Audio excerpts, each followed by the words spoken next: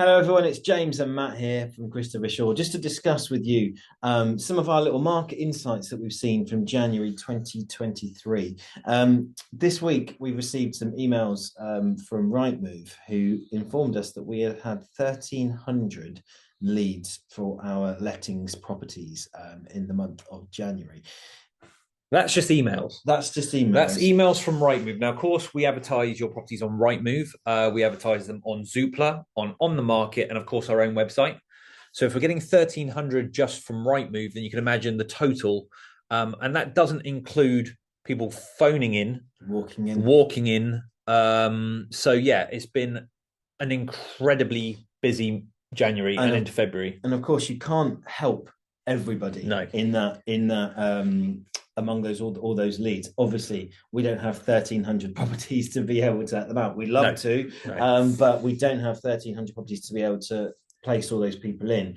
And we've sort of dug a bit further using some statistics from our referencing agency to try and understand a little bit more about the profile of the kind of people that are out looking at the moment, based on both trends within their customer base and nationally as well. And some of the interesting stuff that we found is quite staggering, really, isn't it? Yeah, I mean, the challenge for us is obviously to try and find you the most suitable tenant and the one that's going to get through referencing. Obviously, we need the tenants to meet certain affordability requirements. And we are finding that a lot of the tenants that are coming through are extremely hard to qualify or don't understand often the questions that we are putting forward to them and the reason why we ask it. I think most of the tenants that are coming through are from overseas at the moment, and they may have income in various forms, but they don't fit in a traditional tick box for UK referencing companies. So it is a challenging time to go through all of these calls and qualify people and just make sure that they can get through the referencing requirements so we can ultimately give you an informed result and well, on top of that at the moment is also the cost of living as well. But that touches on this bit here. So yeah, when we talk about cost of living, obviously the direct impact on us and on tenants is the fact that rents have increased. So our statistic at the moment for rents, and this is just our rental statistics, and only for January, is our average rent sat at £992.86. That's below the national average. It is, but I think there's a reason for that, is because we do largely specialize in flats and smaller accommodation. If we had a large percentage of houses where those rents are proportionally higher, like if you up north, you might have a higher percentage of houses.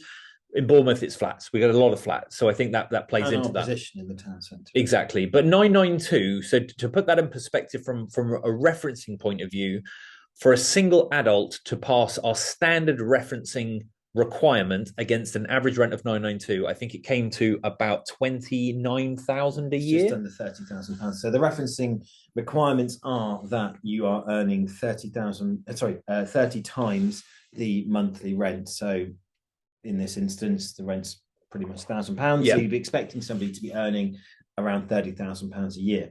Now, the other thing that we found that was really interesting when we dug down into these statistics is what the average income of our applicant base was.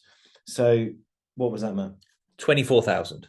24,000 has been the average income since late December, which is a lot lower than we would expect, but probably is actually in line with the average salary in the town. Place that against what the average rent is, you can see that there's a difference in that. Yeah.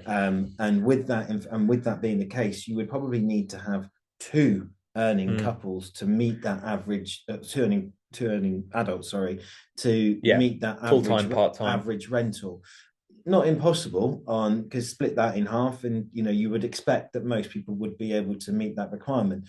But it does show the change in the way the market is at the moment and the difficulties in getting people over the line to meet those requirements, to us to be able to confidently say to you, yeah, these people are gonna work.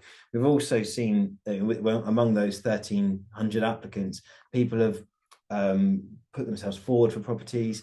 We've set them up. they've then decided to move on to something else without saying anything. So there's been a lot of that going on at the moment, which we have to be vigilant on as well.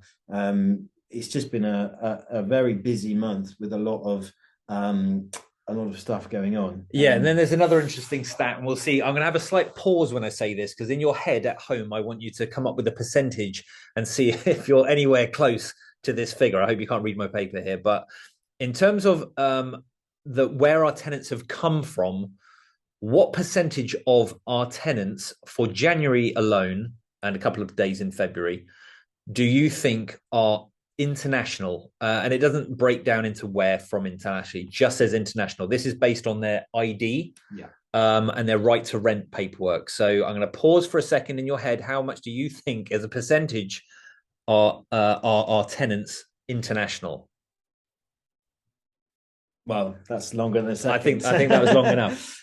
86% of the tenants that rented or went through paperwork with us in January and the start of February were international tenants. That is, it should be pointed out, a massive difference from what even the average levels of international applicants have been. So over the last year, it would probably range within 50-60%. Well, to put it in perspective, January of last year, January 22, that was 22%.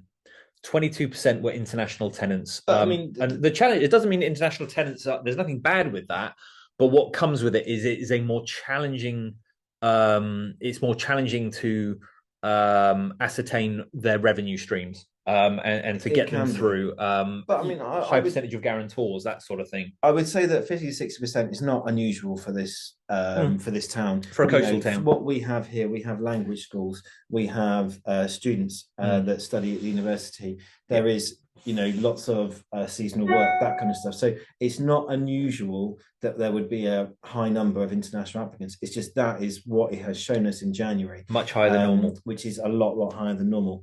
But it is good in the fact that it's showing that there is a lot of movement in this local market. And it certainly has kept us busy in this last month. So we're not complaining at all. It is a case of, this is what is going on at the moment. This is what the market is, how the market is shifting, and we thought we'd be interested to share that with you. Yeah, these are the statistics that we look at on a monthly basis and discuss with the team, and you can feel it. We're in the office as well. We're taking calls as well, and you can see trends. You can see these trends because we're in it, dealing with it on a day-to-day basis. But we've definitely felt January has been an explosive month in terms of applicants. Going back to that average rent, if you've got a property that's within that range or slightly below it, that is where a lot of that interest is driven, because it is seen as more affordable than the rents that are obviously slightly higher. And I think that the people that would traditionally have gone for those ones that may be in the 11, 12, 1300 range, those properties are the ones where, again, making sure you can meet that affordability is becoming more and more stretched, because people are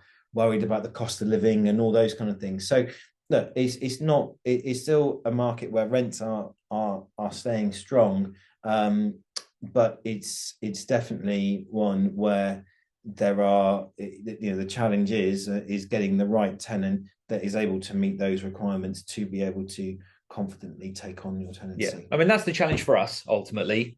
But if you're a landlord looking at these sort of figures, then it points to the fact the market is very good, and while the sales market is kind of up and down with whatever news comes out on the day, lettings, as always, is very, very resilient. And I think if you're in this for the long term, I cannot see that trend really changing anytime soon. I think it's always going to be quite busy. I think we're always going to have a high demand for tenants. I think there is a demand for good quality accommodation. So it signals, to keep spending on your properties and maintaining those standards, and your rents will keep climbing, and we'll do our best to kind of work our way through all of these applicants to try and dig down to the best ones. But it's got to be seen as a really positive start to the year. It's just like you said, it's driven by demand and the shortage of stock. So we are always grateful and looking for more property, and equally getting let as quickly as we can, the ones that we have, to the right people. Indeed. Well, thank you for listening. And well, we'll speak again very, very soon. Keep an eye on the YouTube channel. We've got some great guests coming up soon to talk about lots of different aspects. So keep an eye on that, and we'll be in touch very soon. Thanks, guys. Take care. Bye-bye.